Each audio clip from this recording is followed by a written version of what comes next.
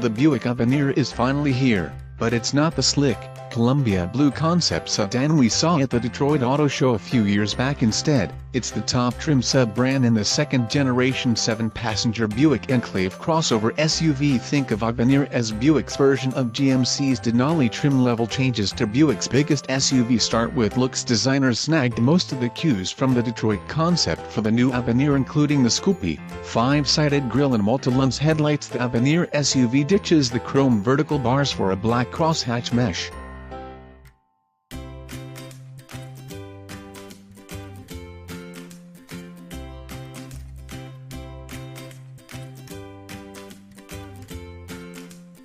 New fog lamps sit underneath with the character line in between. The previous Enclave was already a handsome machine.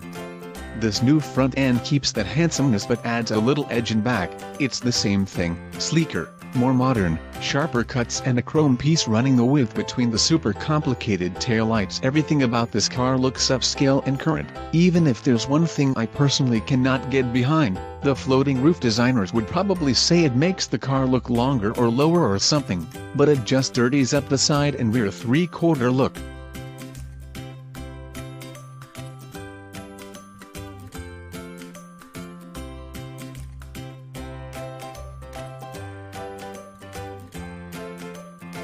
Everyone is doing it now, from Aston Martin to Nissan and Chevy. Still, it just doesn't look right to me. I can't be alone in this, am I?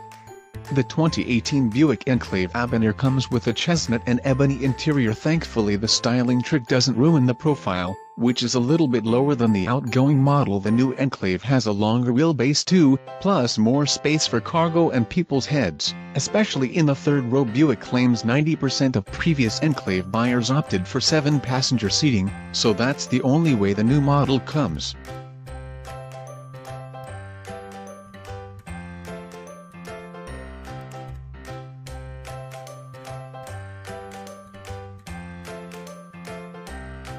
The second row has a step-through in the middle, as well as a right seat that flips forward for better access. Even with a car seat installed, Buick made sure we spent a little bit of time in the way back, and there's enough headroom for a helmet on an average man. Not sure why you'd need one, but there's room if you don't need that third row. The second row captain's chairs slide fore and aft. The only engine choice is a 310 horsepower, 266-pound FT 3.6-liter V6 with GM's much maligned, by me, 9-speed automatic transmission.